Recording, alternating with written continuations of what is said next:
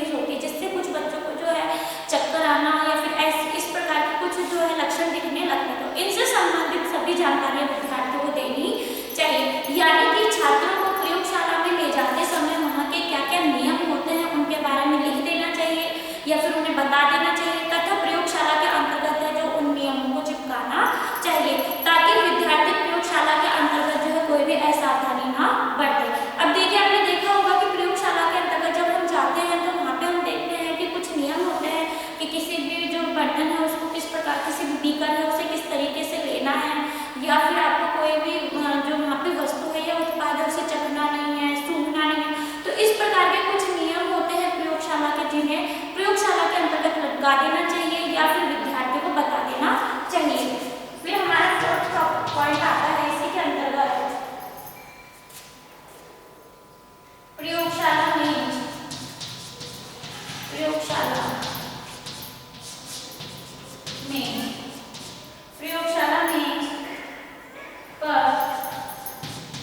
प्रयोग में ली जाने वाली वस्तु है उपकरण ही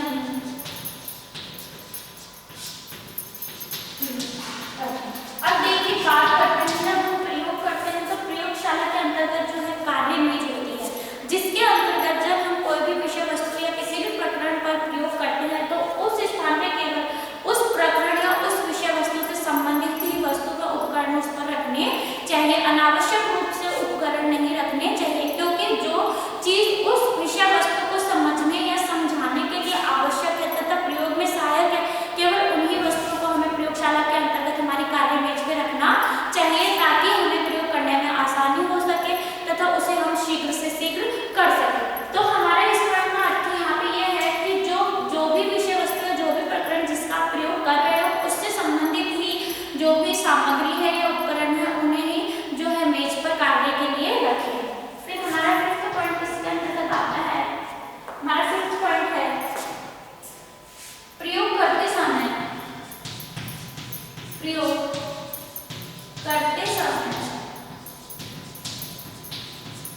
जल्दबाजी न करें। अब देखिए, बात कहाँ आती है जल्दबाजी की। तो आप जानते हैं कि कई बार क्या होता है कि छात्र जब प्रयोग करते हैं तो प्रमाण शीघ्र पाने के लिए जो है जल्दबाजी करते हैं, जिसके कारण कई बार प्रयोगशालाओं में कई दुर्घटनाएं हो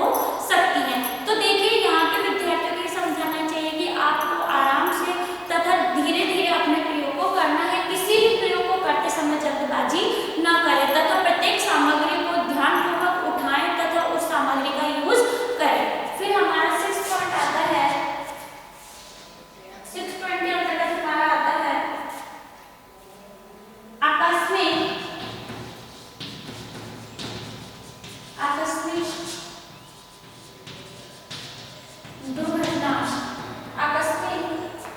दुर्घटना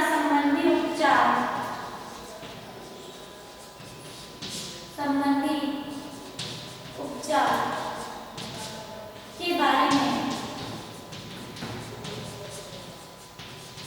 जाना। अब देखिए, हम विद्यार्थियों को जो है आकस्मिक दुर्घटना के संबंधी उपचार के बारे में जानकारी देनी चाहिए। कई बार आप, जैसे मैंने आपको उदाहरण दिया था कि कई बार जो है रसायन विज्ञान से संबंधित, कई बार क्या होता है कि रसायन विज्ञान से संबंधित कुछ प्रयोग कराए जाते हैं जिसके अंतर्गत जो है कुछ गैस रिलीज हो जाती है या फिर जो प्रयोगशाला का वातावरण है वो थोड़ा ऐसा हो जाता है जिससे कि कुछ विद्यार्थियों को चक्कर आना, वोमिटिंग होना, इस प्रकार के जो है सिम्टम्स हमें लक्षण दिखाई देने लगते हैं। तो यह हमारे आकस्मिक दुर्घटना के अंतर्गत आता है। तो ऐसे में क्या है कि बच्चों को इन चीज़ों के बारे में नॉलेज देनी चाहिए कि ऐसी स्थिति आने पर उन्हें किस प्रकार से परिस्थिति को संभालना है तथा किस प्रकार से उसका उपचार करना है। उदाहरण के तौर पर जैसा कि कई बार क्या होता है कि कुछ विद्यार्थी ऐसे होते हैं जो उत्पादी तरीके के होते हैं, मतलब कि वो प्रयोगशाला में जाकर के जो है अनावश्यक रूप से उपकरणों को हाथ लगाना, उन्हें छूना या फिर उन्हें चेक करके देखना, इस तरीके से उनका जो है वो कार्य करते हैं, जिसके कारण कई बार क्या होती है कि उनके साथ में कुछ जैसे कि किसी विद्यार्थी ने कोई उत्पाद चखा तो उससे क्या होता है कि रसायन जो हमारी प्रयोगशाला होती है उसमें कुछ पदार्थ ऐसे होते हैं जिन्हें सूंघने पर जो है बच्चों को चक्कर आने लगते हैं। तो ऐसे में विद्यार्थी को बाहर ले जाकर के किस प्रकार से उपचार देना है तो उसकी किस प्रकार से सहायता करनी है यह छात्रों को पहले ही समझा देनी चाहिए, ताकि ऐसे कोई भी परिस्थिति होने पर विद्यार्थी जो है अन्य विद्यार्थी की मदद कर सके। तो यहाँ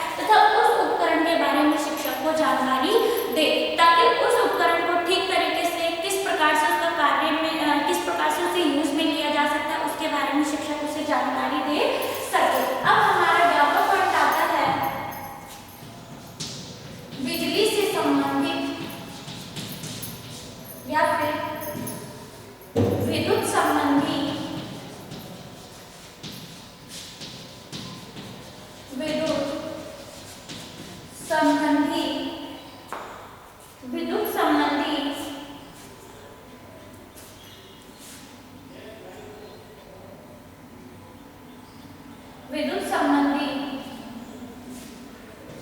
कार्य में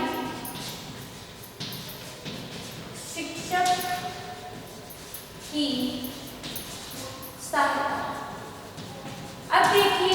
जब हम यहाँ पे विद्युत से संबंधित बात करते हैं तो कई बार क्या करते हैं, जब हम बच्चों को प्रयोग करवाते हैं तो वहाँ पे हम विद्युत से संबंधित कुछ कार्य करवाते हैं। जैसे कि सपोज कीजिए कि कोई हीटर है, उसके बारे में बच्चों को जानकारी देनी है तो उसकी कार्यशीलता के बारे में बताना, या फिर विद्युत धारा से संबंधित कोई भी प्रयोग बच्चों को करवाया जाता है कि किस प्रकार से जो हमारी विद्युत धारा है वो किस प्रकार से कार्य करती है तथा किस तरह से उसमें विद्युत का प्रभाव होता है। तो इस तरीके से विद्युत संबंधित अगर कोई भी प्रायोगिक कार्य करवाया जाता है तो उसके बारे में जो है छात्रों को शिक्षक की सहायता लेनी चाहिए, ताकि वह सही तरीके से उस प्रयोग को कर सके तथा वहाँ पे कोई भी दुर्घटना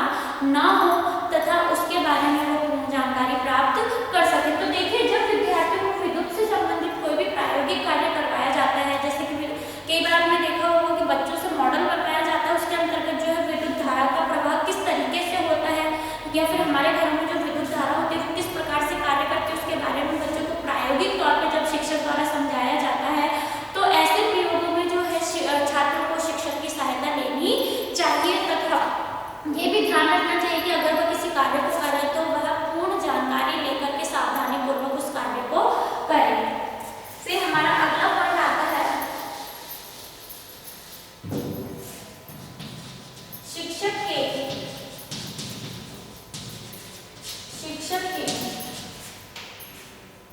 निर्देशानुसार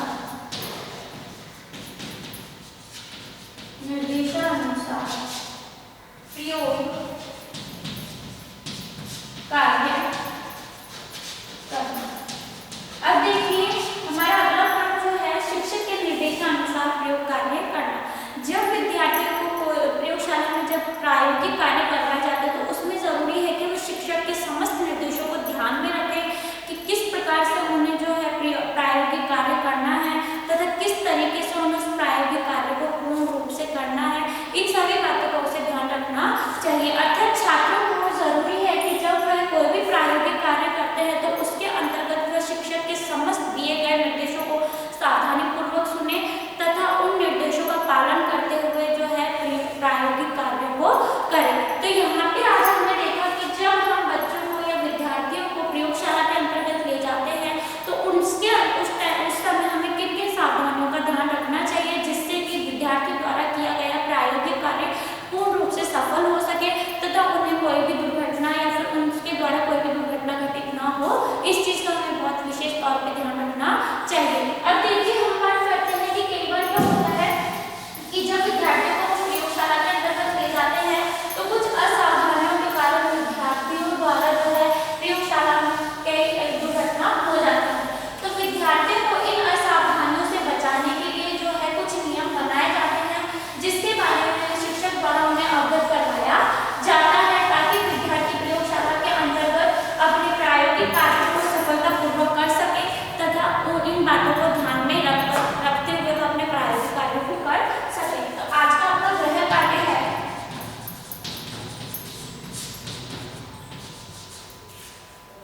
सामान्य विज्ञान